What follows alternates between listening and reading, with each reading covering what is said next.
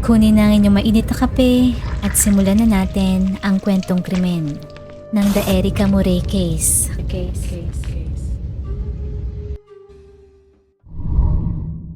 Isang araw noong August 27, 2014, natatarantang tinawagan ng 10 taong gulang na si Pete ang kanyang nanay na si Betsy Brown. Noon ay nakatambay ito sa bahay ng kalarong si Nick Morey nang makarinig umano ito ng walang tigil na iyak ng mga sanggol. Hindi mawari ni Betsy kung anong nangyayari, bagamat nababahala ito sa nabanggit ng anak ng mga sanggol, kaya naman dali-dali itong sumugod sa tahanan ng pamilyang Morey. Kahit pa ilang taon nang nakatira sina Betsy malapit sa mga Morey, kailanman ay hindi pa ito nakapasok sa bahay ng mga ito.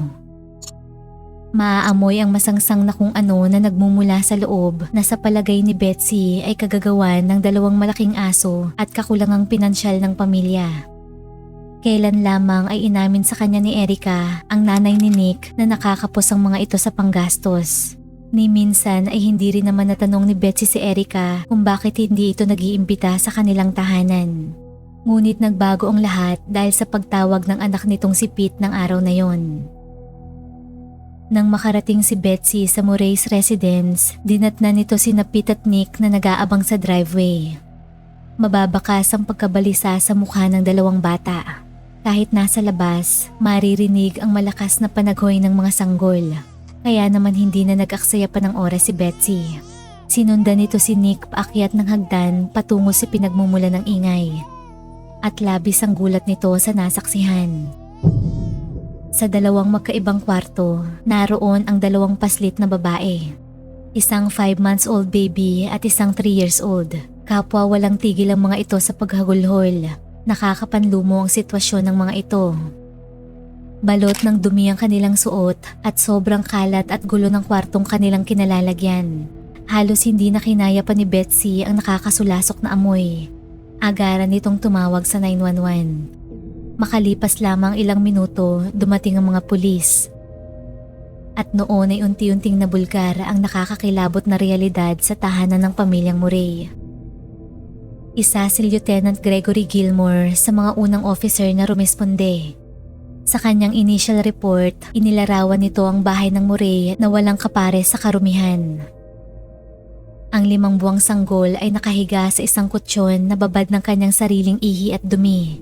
Wala itong ibang saplot kundi ang kanyang diaper na puno na ng laman. At sa tabi ng sanggol, naroon ang isang patay na aso.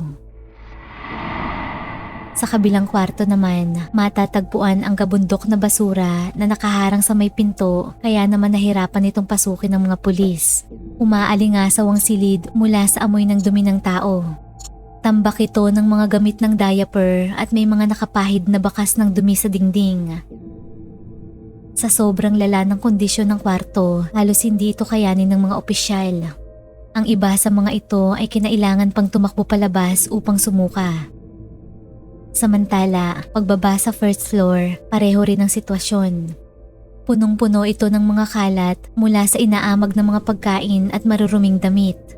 Naglilipara ng mga langaw sa paligid, gayon rin ang mga daga na panay-kalkal sa basura. Nang magtungo sa basement, bumungad naman sa mga ito ang isang halos butot balat ng aso. Nakakulong ito sa cage, tila naghihintay lamang na ma-rescue. Malinaw na ang pamamahay na ito ay patunay na hindi lamang ng kapabayaan ng mga bata, kundi pati na rin ng mga hayop. Napag-alaman na naninirahan si Erica sa bahay na ito kasama ang kanyang boyfriend na si Raymond Rivera at ang kanilang 4 na anak. Kinalaunan ay nadiskubre ng otoridad na hindi kasama sa bilang na ito ang iba pang batang kanilang natagpuan.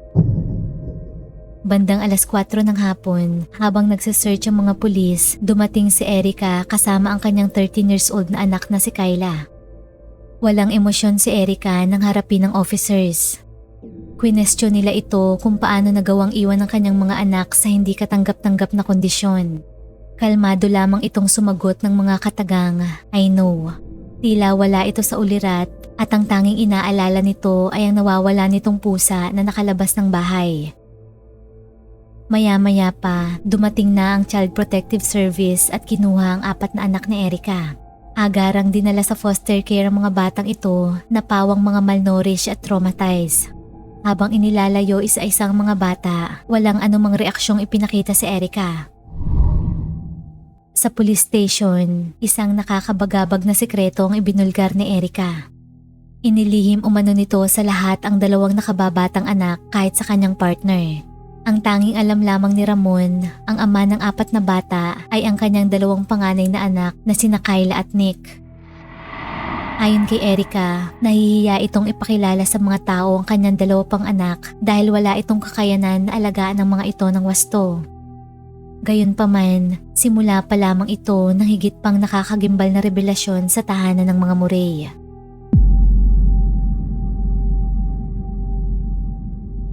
Sa mga sumunod na araw, sa kanilang patuloy na paggalugad, nadiskubre ng mga otoridad sa closet ang nakatagong kalansay ng isang bata. Nang questionin, inamin ni Erica na isinilang nito ang isang stillborn baby bago pa man ipanganak ang kanyang 3-year-old daughter.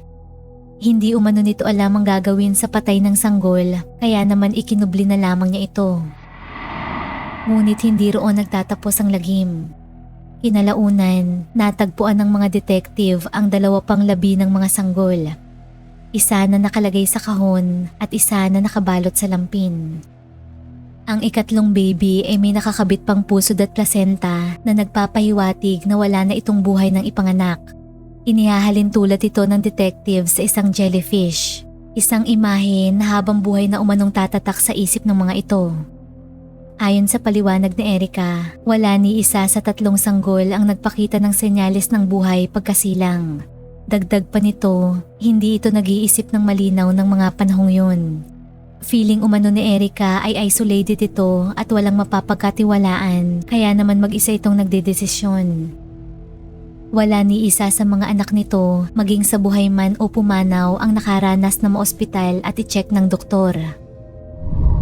Noong August 28, isang araw matapos ang initial discovery, dumating naman ang animal control officers upang sagipin ang mga alagang aso at pusa ng pamilya. Labis ang panlulumo ng mga ito nang mahawakan ng malapitan ng mga hayop. Puno ng galis at garapat ang mga ito. Sobrang payat at halatang hindi napapakain ng tama. Agad na dinala ang mga ito sa vet upang sumailalim sa matagalang treatment. Halos ganito rin ang sitwasyon ng mga naresyong anak ni na Erica at Ramon. Bagamat nasagip na ito ng pisikal mula sa kanilang masaklap na kondisyon, habang buhay namang dadali ng mga ito ang sugat at trauma. Tinawag ng mga ito na Lisa at Gina ang 2 sikretong anak ni na Erica. Ayon sa report, hindi nito pinangalanan ng mga anak. Habang nasa ospital, lumabas na ang resulta ng evaluation ng mga ito. Malinaw na dumaranas ang mga bata ng physical, emotional at developmental problems mula sa ilang taong kapabayaan. Ang 3 taong gulang na si Lisa ay hindi nakakapagsalita at puno ng rashes ang puwetan. Na-diagnose ito ng iba't ibang issues ukol sa kanyang paglaki. Si Gina naman, ang kanyang baby sister, ay lubharing naghihirap. Bagamat kahit papaano ay nakipag-eye contact ito sa medical staff at bahagyang ngumingiti na nagbigay sa mga ito ng pag-asa. Hindi pa lubos na ni-develop ang muscle nito at dahil lagi lamang itong nakahiga, makikita ang pagka-flat ng hugis ng ulo nito sa bandang likuran. Makalipas ang 2 weeks sa foster care, malaki ang improvement ng physical condition ni na Gina at Lisa. Unti-unti ay nagsimula ng matutong maglakad si Lisa. Samantala, noon ay formal nang inaresto ang magkasintahan na Erica at Ramon at nakasuhan ng iba't ibang krimen kabilang na ang child neglect, animal cruelty at death of 2 infants. Sa kanyang interrogation, walang emosyon na nagbigay ng kanyang statement si Erica. Ginagamit rin nito ang pronoun na it upang tukuyin ang kanyang mga anak. Nagpapakita ng kawalan nito ng attachment at pakialam sa mga bata. Kabaliktaran ni Ramon na emosyonal at panay patakang luha. Lalo na nang mabanggit sina Lisa at Gina na noon din lamang nito nalaman na kanya palang biological daughters. Inamin rin ni Erica na gumawa ito ng fictional Facebook account na may pangalang Michelle Ridgway. Ginagamit niya ito upang bumuo ng peking pag-uusap sa Messenger Para itago ang katotohanan, ipinakilala nito sina Lisa at Gina kina Ramon, Nick at Kyla bilang anak ng kaibigang si Michelle na kanya umanong binibabysit.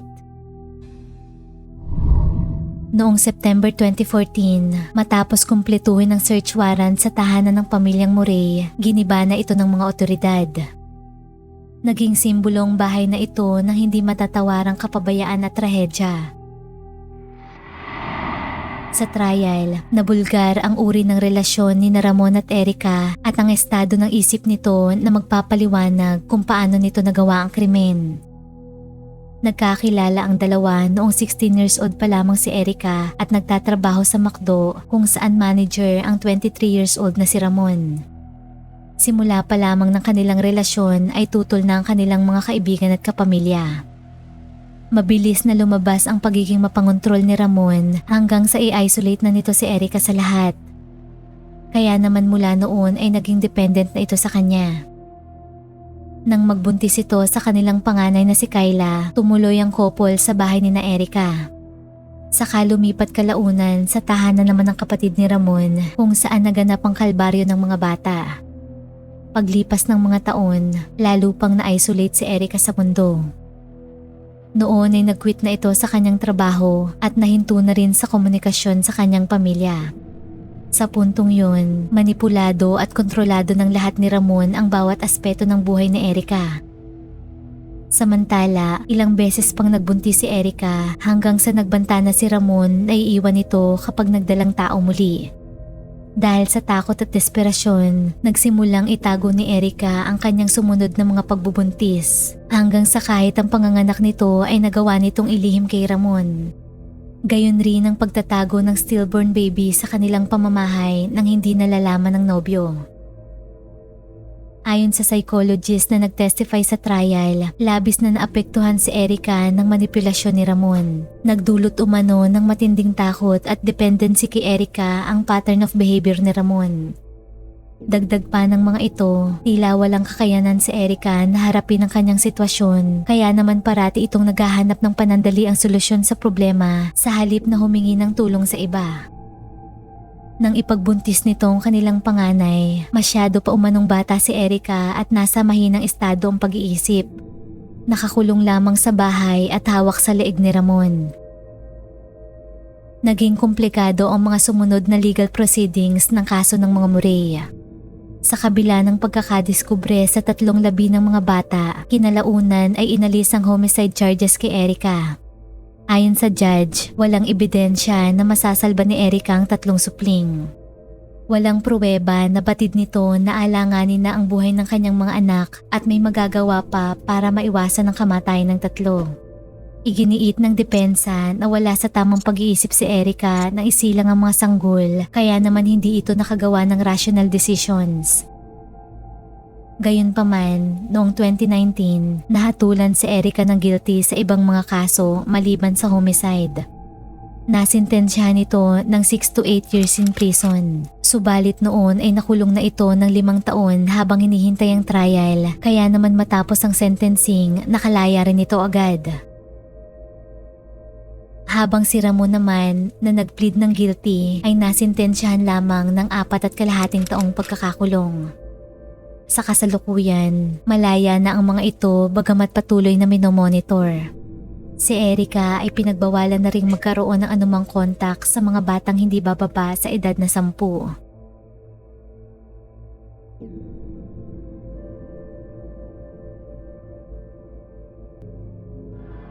Kung nagustuhan mo ang ating kwentong krimen, huwag kalimutang mag-like, subscribe at comment sa kung ano ang iyong opinyon tungkol rito. At laging tatandaan, mahalaga ang buhay, huwag kang papatay. Maraming salamat po sa panonood at hanggang sa muli.